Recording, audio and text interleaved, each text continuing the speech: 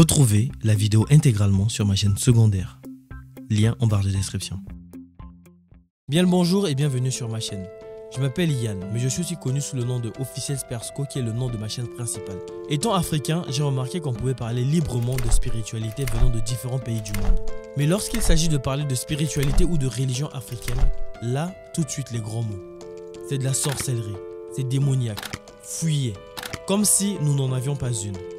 Dans un souci de compréhension, j'ai décidé de prendre mes affaires et de partir en Afrique. Au Congo, plus précisément au Congo-Brazzaville. Là-bas, j'ai rencontré les Ngunza.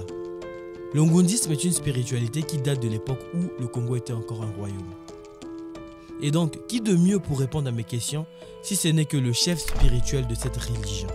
Je vous laisse avec ces quelques minutes qui essayent tant bien que mal de mettre la lumière sur cette religion qui est très souvent victime de préjugés. Si la vidéo vous plaît, n'hésitez pas à liker-la. Et si ce n'est pas le cas, juste likez-la pour l'effort. Au moins, j'aurai essayé. Petite indication avant de vous laisser la vidéo. Mettez tous vos préjugés de côté et essayez d'écouter attentivement. Merci.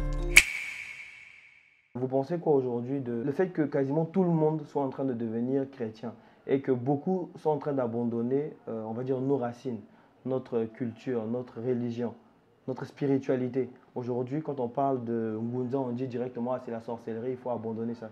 Oui, c'est normal parce que quand le colon arrive, il a son plan de travail.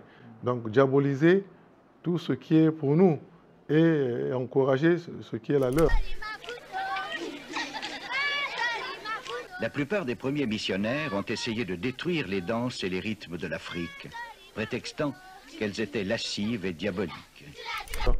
Mais quand les gens aujourd'hui ont une prise de conscience, le contraire, il y a un retour à nos valeurs. Moi, je me rends compte que dans notre communauté, plus de jeunes, les gens plus s'intéressent à ce qu'on fait.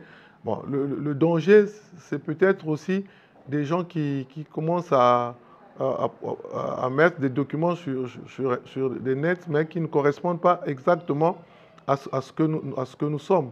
Moi, je suis de ceux qui ne croient pas que nous revenons d'Égypte, par exemple. Vous voyez, alors que c'est très à la mode en ce moment.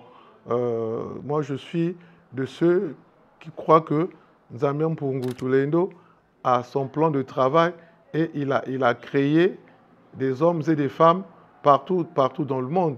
Nzambi Mpungu nous a créés et dans tous les coins du monde. Parce que ce n'est pas le fait de trouver des Noirs en Égypte que tous les Noirs viennent d'Égypte.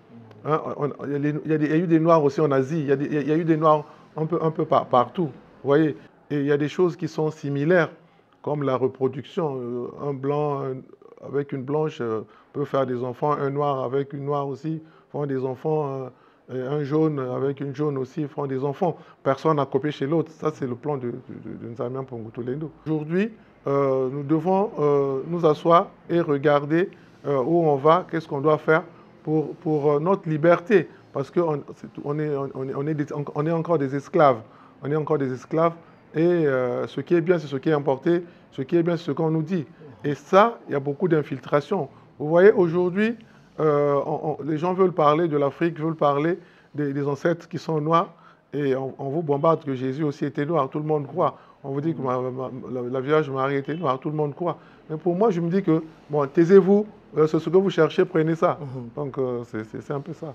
Alors que je veux qu'on aille peut-être plus loin. Retrouvez la vidéo intégralement sur ma chaîne secondaire.